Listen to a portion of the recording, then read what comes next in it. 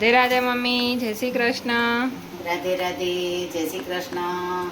જો હવે 11 છે આજે, એટલે આપણે બપોરનું ફરાળ બનાવીએ છીએ. તો ફરાળમાં આપણે કઢી કરી છે રાજગરાના લોટની. આમાં આપણે જે પેલી કઢી કરીએ આપણે ખાવાની, એવી જ રીતે આ દહીંમાં રાજગરાનો લોટ નાખી અને ક્રશ ઓલું કરી નાખ્યું છે, બ્લેન્ડર ફેરવી દીધું છે અને એમાં આદુ મરચાં, લીમડો અને ગોળ નાખ્યો છે. હવે આપણે તેનો વઘાર કરીશું. જો વઘાર માટે જીરું, લવિંગ અને તજ, બરાબર, ઘી મૂક્યું છે. એમાં આપણે તજ નાખશું, લવિંગ નાખશું અને કઢીનો વઘાર કરી લેશું આપણે જીરું નાખીને.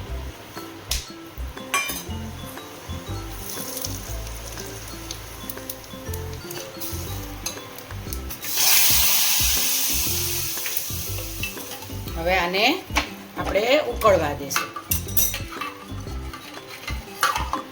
જો ફરાળી કઢી આપણી ઉકળશે એટલે રેડી થઈ જશે. આમાં રાજગરાનો લોટ જરૂર પૂરતો, જેટલા તમારે કઢી હોય જેટલા ક્વોન્ટિટીમાં એ પ્રમાણે રાજગરાનો લોટ લઈ અને એને બ્લેન્ડર ફેરવી અને મૂકી દેવાનું છે વઘાર કરીને. વઘારમાં ઘી મૂકી અને તજ, લવિંગ અને જીરું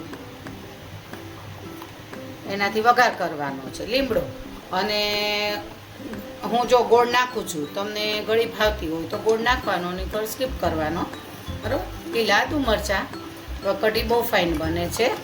અને પાછું તેલ વગરની આઈટમ એની સાથે બનાવશું સામો જો સામાની તૈયારી થઈ ગઈ છે, સામો પલાળાઈ ગયો છે. હવે આને વિસલ જ મારવાની છે. ઓકે, હવે અહીંયા આપણે સુરણ રેડી થઈ ગયું છે. સુરણ રેડી થઈ ગયું છે. આપણે આ સુરણને સુધારી અને મીઠે ચોળી રાખ્યું હતું અડધી કલાક, અને હવે એને ધોઈ નાખ્યું છે. 2-3 પાણીએ સરસ ધોઈ નાખવાનું અને હવે એને આપણે વઘારી દઈશું. જો પહેલાં વઘારમાં જીરું મૂક્યું છે, પછી એમાં આદુ મરચાંની પેસ્ટ નાખશું.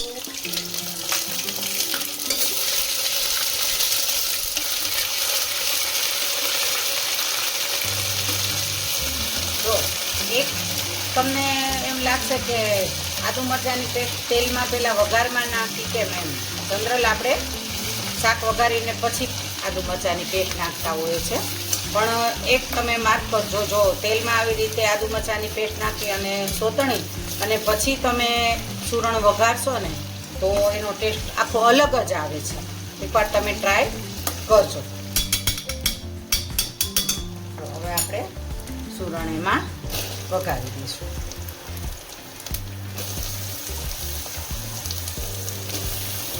અગિયારસમાં બધી આપણે હેલ્ધી આઈટમ જ ખાશું. જો સામો, કઢી, સુરણ, એટલે કોઈ વસ્તુ નડે નહીં. અને આમાં આપણે હવે મીઠું બહુ જોઈને નાખવાનું છે, કારણ કે આપણે મીઠાથી ચોળેલું હતું સુરણ, એટલે થોડીક ખારાશ એની ચડી ગઈ. જો તેલ, આદુ મરચાં બધું જ તમારી ક્વોન્ટિટી ઉપર તમારે લેવાનું છે. સુરણની કેટલી ક્વોન્ટિટી છે એ પ્રમાણે તમારે લેવાનું છે. જો હું સુરણમાં ખાલી આદુ મરચાં અને જીરું યુઝ કરું છું. પછી આમાં તમારે જો તમારા ઘરમાં ચાલે તો લીંબુ, સેજ ખાંડ એવું બધું નાખી શકો, પણ અમારે આવું ભાવે છે. જો હવે આને વિસલ મારી દેવાની છે. એને આટલું થોડું સુરણને, જો આ રીતે સુરણને થોડું ઓલું થાય તે પાણી નાખવાનું છે. થોડું સુરણ નીચેથી ડૂબે એટલું પાણી નાખવાનું છે. હવે હમણાં આપણે વિસલ વગાડે એટલે આપણું સુરણ રેડી. હવે આપણી 11ની ફરાળી ડીશ રેડી થઈ ગઈ છે.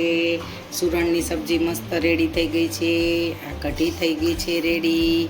જો પછી આ સામો છે, પ્લેન સામો, પછી સાબુદાણા અને બટેટાની વેફર, પછી એકલા સાબુદાણાના પાપડ અને કેરી. આપણી ડીશ રેડી થઈ ગઈ છે. જો સુરણ કેટલું મસ્ત થઈ ગયું છે. એકદમ જો ગળીને મસ્ત થઈ ગયું જો સુરત એકદમ મસ્ત થઈ ગયું છે ગળીને અને એટલું બધું હેલ્ધી અને ટેસ્ટી. એવી જ રીતે સામો છે જો બધી હેલ્ધી આઈટમ તેલ વગરની, એક ખાલી આ વેફર તળી હોય તે જ. ચલો 11 થાળી રેડી છે આપણી. તો મિત્રો આવા જ અવનવા વિડીયો જોવા માટે સબસ્ક્રાઈબ જરૂરથી કરજો અને તમારા સગા સંબંધીઓ સુધી પણ શેર કરી આપજો. અને હા, હવે તમારે કઈ રેસીપી જાણવી છે તે પણ કમેન્ટ કરીને જરૂરથી જણાવજો. Thank you.